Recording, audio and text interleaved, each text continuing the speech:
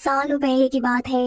एक लड़की अपने घर के स्विमिंग पूल में अपने भाई की गुमी हुई बोट को देखती है, पर अपने बिस्तर पर लेटे हुए बीमार भाई से कहती है कि मैं उस बोट को तुम्हारे लिए लेने जा रही हूँ। उसका भाई कुछ नहीं बोलता क्योंकि वो बहुत बीमार था। लड़की पूल के पास आकर पानी में जंप कर देती है और अचानक ही कोई अजीब ताकत उसे पानी की गहराइयों में खींच लेती है। ये लड़की मर जाती। पूल से बाहर उसे अपनी मॉम दिखाई देती है। पूरा जोर लगाते हुए जब वो बाहर आती है तो बाहर उसकी मॉम तो क्या, कोई इंसान नहीं था। अचानक से दोबारा कोई ताकत उसे ऐसा पानी के अंदर खींचती है कि वो लड़की दोबारा कभी नजर नहीं आई। सीन यहीं से कट होकर प्रेजेंट टाइम में शिफ्ट होता है और हम रे की फैमिली को देखते हैं। ये लोग रहने के लिए एक स्विमिंग पूल वाला ऐसा घर ढूंढ रहे थे जहाँ रे का अच्छे से इलाज हो सके, क्योंकि किसी एक्सीडेंट की वजह से रे का सेंट्रल नर्वस सिस्टम डैमेज हो गया था और अब वो रूटीन की चीजें जैसे चलना फिरना देखना जैसे काम भी ठीक से नहीं कर पा रहा था और बीमारी की वजह से उसे टीम से निकाल दिया गया था। ये लोग रहने के लिए वही घर चुनते हैं जैसे हमने मूवी के स्टार्ट में देखा है। घर शिफ्ट होने के बाद ये लोग पहला काम पूल की सफाई के बारे में सोचते हैं, जिसको करते हुए रे का हाथ कट जाता है। अब ये लोग कुछ प्रोफेशनल लोगों को पूल की सफाई के लिए बुलाते हैं। इस पूल का वाटर सोर्स अंडरग्राउंड था। पूल में इन्हें खुद पानी डालना नहीं पड़ता था। नेचुरली जमीन के नीचे का पानी इस पूल के अंदर आता था। वो लोग कहते हैं कि ये पानी तुम्हारे लिए काफी अच्छा साबित हो सकता है। खैर, हम आगे देखते हैं कि पूल अब दोबारा से तैयार था। ये फैमिली बहुत ज्यादा खुश थी। ये लोग पूल के अंदर जंप कर देते हैं। सभी को बहुत मजा आ रहा था। ये लोग अपने कुछ काम करते हैं और रात में रे की वाइफ दोबारा पूल के अंदर स्विमिंग करने के लिए जाती है। उसे भी स्विमिंग करते हुए पूल के बाहर रे खड़ा नजर आता है, लेकिन जब वो बाहर आती है तो यहाँ कोई नहीं था। रे की वाइफ इन सारी चीजों से घबरा जाती है और घर के अंदर चली जाती है। अब यहीं पर हमें इनकी बिल्ली को बैठा दिखाया जा रहा था। उससे पूल के बिल्कुल दरमियान में वही बोट दिखाई देती है जो कहानी के शुरू में दिखाई जा रही थी। और अगले दिन इन सब को इस पानी के अंदर इनकी कैट का कॉलर मिला था। इनकी कैट अब गायब हो चुकी थी। रे का बेटा इस चीज से बहुत ज्यादा उदास हो चुका था। उसकी मॉम से कहती है, उदास ना हो, हम इस पुल के ऊपर एक कवर लगा देंगे ताकि आइंदा कभी ऐसा कुछ ना हो पाए। यही रे नोटिस करता है कि कल जो स्विमिंग पूल से उसके हाथ में बड़ा सा कट लगा था उसमें बिल्कुल दर्द नहीं है। वो पट्टी खोल के देखता है तो इतना बड़ा कट बिल्कुल ठीक हो चुका था, ऐसे जैसे कभी कोई चोट लगी ही ना हो।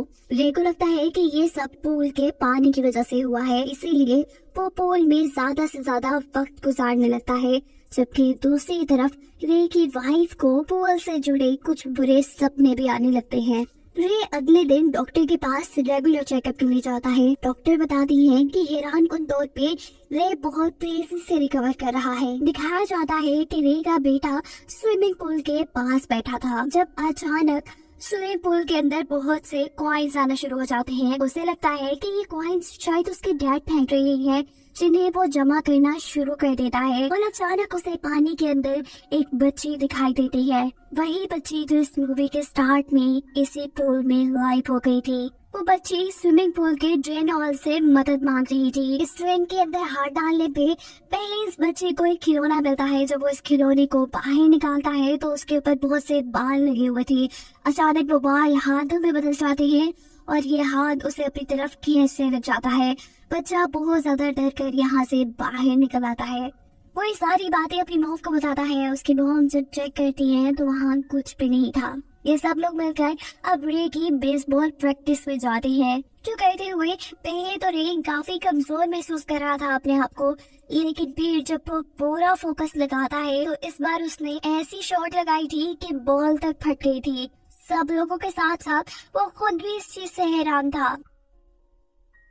रात में रे और उसकी वाइफ डिनर के लिए चले जाते हैं। रे की बेटी अपने फ्रेंड को बुला लेती है। ये लोग जब स्विमिंग पूल में स्विमिंग कर रहे होते हैं तो अचानक उस बच्ची को पानी के अंदर भूत नजर आता है, जिससे डर कर वो पूल से बाहर ही निकलने वाली थी, पर वही भूत उसे पानी के अंदर खींच लेता है। सिर्फ यही नहीं, ये भूत उसे स्विमिंग पूल के पानी से भी नीचे ले गया था। ये लड़की अपने आप को इससे बचाते हुए स्विमिंग पूल में आकर बाहर निकल आती है। वो इतना ज्यादा डरी हुई थी कि उसके भाई को भी समझ आ गई थी कि उसके साथ भी कुछ बुरा हुआ है। वो लड़का अपनी बहन से कहता है कि मैं जानता हूँ इस पूल में कुछ ना कुछ गड़बड़ है और हमें मॉम डैड को इसके बारे में बताना चाहिए, लेकिन वो लड़की कहती है नहीं, तुम ऐसा नहीं करोगे, क्योंकि ये पूल ही है जो हमारे डैड को बहुत तेजी से ठीक कर रहा है और हमारी मॉम भी खुश रहने लगी है। इन दोनों की इस बात का यकीन तो था कि ये पूल भूतिया है, लेकिन वो इस बारे में अपने मॉम डैड को नहीं बताते। अगले दिन ये लोग पूल पार्टी रखते हैं और रे ने जिनसे ये घर खरीदा था वो एजेंट भी यहाँ आती है। रे की वाइफ उससे सवाल करती है कि मैंने सुना है कि 15 साल तक ये पुल बंद रहा, ऐसा कैसे हो सकता है कि इतने सालों में यहाँ रहने वाले लोगों ने इस पुल का इस्तेमाल ही नहीं किया। एजेंट बताती है कि काफी सालों पहले यहाँ पे एक लड़की डूब गई थी, जिसके बारे में लोगों ने ऊट पटांग बातें शुरू कर दी। लोग इस पुल से डरने लगे और फिर किसी ने इस पुल को चलाया ही नहीं। रे की वाइफ कहती है क्या उस बच्ची का नाम रबीका तो नहीं था? एजेंट शॉक थी कि तुम्हें इसके बारे में कैसे पता? ये नाम असल में पूल ने ही रे की वाइफ को बताया था। पूल पार्टी के दौरान सभी लोग एंजॉय कर रहे थे, जबकि ऊपर रे का बेटा कैम्बेट इस पूल पार्टी में होने वाली हर हरकत पर नजर रखे हुए था, क्योंकि वो नहीं चाहता था कि यहाँ पे कुछ बुरा हो जाए। रे जो कि इस वक्त एक बच्चे के साथ पानी के अंदर था, अचानक ही उसे पूल के अंदर काला साया नजर आता है जो एक सेकंड में ही उसके अंदर जाकर उसे पोजेस कर चुका था। उस काले साए के कब्जे में आते ही रे उस बच्चे को लेकर पानी के अंदर चला जाता है। अपने रूम में खड़ा हुआ रे का बेटा ये सब चीजें नोटिस कर लेता है और नीचे आकर अपनी मॉम को बताता है। ये लोग रे के हाथ में मौजूद उस बच्चे को तो बचा लेते हैं, पर जिस बच्चे को लेकर रे पानी के अंदर गया हुआ था वो उसके कोच का बेटा था। कोच बहुत ज्यादा नाराज था, वो रे के खिलाफ FIR भी करवा सकता था, पर रे की वाइफ उसे समझाती है कि ये रे की बीमारी की वजह से हुआ होगा। रे की भी हालत काफी अजीब हो चुकी थी, वो भी अजीब अजीब हरकतें कर रहा था, इसीलिए उसकी वाइफ उसे कमरे में बंद कर देती है और खुद रबीका यानी सालों पहले इस पूल में डूबने वाली बच्ची के ऊपर रिसर्च शुरू करती है, जो करते हुए उसे मालूम पड़ता है कि सदियों से ही इस पूल के अंदर लोग गायब होते आ रहे हैं। ये बात जानने के बाद वो खुद भी खौफ में आ चुकी थी। वो इस पूल का पानी सबसे पहले निकालती है और फिर रबीका की मॉम के पास जाती है और उनसे पूछती है कि रबीका के साथ क्या हुआ था और आपका बेटा जो बहुत ज्यादा बीमार था आज वो बिल्कुल ठीक कैसे है और शहर का इतना बड़ा आदमी कैसे बना। वो पहले ये औरत कहती है कि तुम जो सब बता रही हो वो झूठ है, मेरी तो कोई बेटी ही नहीं थी। लेकिन रे की वाइफ के ज्यादा फोर्स करने पे वो विशिंग वेल की एक कहानी सुनाना शुरू करती है, एक ऐसे कुएं की कहानी जिसके अंदर सिक्के डालने से लोगों की विश पूरी हो जाया करती थी, क्योंकि विशिंग वेल का पानी जादुई था और इसीलिए उस पानी की पूजा भी की जाती थी। लेकिन कहानी में एक ट्विस्ट भी है, जब जब कोई इस पानी को अपनी विश पूरी करने के लिए जगाता था तब तब ये पानी एक कीमत मांगता था। और रबीका की कहानी ये थी कि उसका भाई बहुत ज्यादा बीमार था, जिसे हमने कहानी के शुरू में ही देख लिया था। उसकी मॉम उसे ठीक करना चाहती थी, इसीलिए उन्होंने इस पानी से विश मांगी और इस विश को पूरा करने की कीमत उन्होंने अपनी बेटी पानी को देकर अदा की। ये भी आसान लफ्जों में उन्होंने अपने बेटे को ठीक करने के लिए अपनी बेटी को सेक्रीफाइस कर दिया।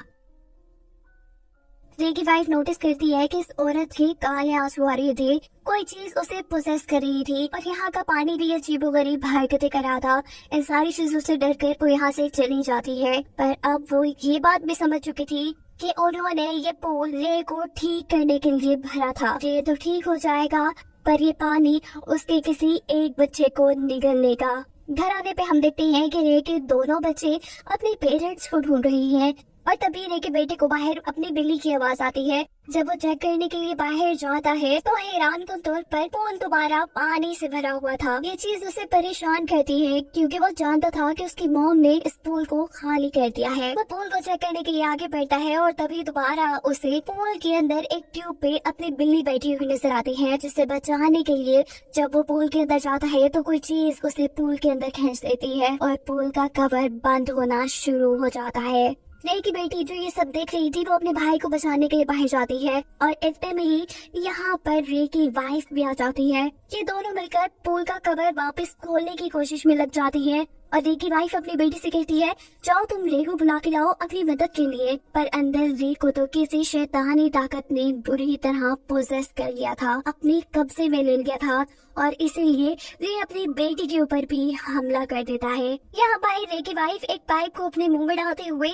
पूल के अंदर जंप कर देती है ताकि वो अपने बेटे को बचा सके और इस पाइप के जरिए देर तक सांस ले सके। इस पुल से नीचे जाने पर उसका सामना गहरे पानी से होता है। उसे यहाँ अपना बेटा तो मिल जाता है लेकिन साथ में बहुत से भूत भी नजर आते हैं। ये सारे भूत मिलकर उसे डरा रहे थे, जिनसे बचकर वो बाहर आने की कोशिश करती है पर उसे बाहर का रास्ता ही नहीं मिल रहा था। और यहाँ पर रेबिका की रूह उसकी मदद करती है। वो एक कॉइन को पानी में गिराती है जिसकी डायरेक्शन में जाते हुए रे की वाइफ इस पुल से अपने बेटे को निकाल कर बाहर ले आई थी, लेकिन अब उसका बेटा सांस नहीं ले रहा था। वो उसे बचाने की कोशिश में थी और तभी यहाँ पर पोसेस हुआ रे आ जाता है और उसे कहता है कि तुम अपने बेटे को नहीं बचा पाओगी। ये कहते ही वो अपनी वाइफ को भी गर्दन से पकड़कर हवा में उठा देता है। इससे पहले कि वो अपनी वाइफ को मार देता, पीछे से उसकी बेटी उसी का बेसबॉल बैट उसके सर के ऊपर मारती है। उसकी बेटी उससे होश में आने को कहती है और तभी रे को अपनी फैमिली के साथ बिताए गए अच्छे लम्हे याद आते हैं। उसे एक उल्टी आती है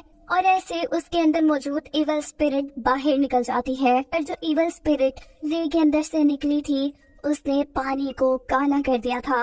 रे अब समझ चुका था कि किसी को तो पानी के अंदर जाकर अपनी कुर्बानी देनी होगी। वो अपनी फैमिली को बचाने के लिए खुद इस पानी के अंदर गिर जाता है और ये पानी उसे सेक्रीफाइस के तौर पे कबूल करके उसके बेटे को एक नई जिंदगी दे चुका था। और मूवी के आखिरी सीन में दिखाया जाता है कि रे की फैमिली उसे बहुत ज्यादा याद कर रही थी। उन्होंने अब फैसला किया था कि वो जिंदगी भर इसी घर में रहेंगे ताकि आइंदा कभी कोई इस पूल के पानी को ना जगाए और ना ही ये पूल किसी और आदमी की जान ले। जिसके साथ ये कहानी यहाँ खत्म हो जाती है।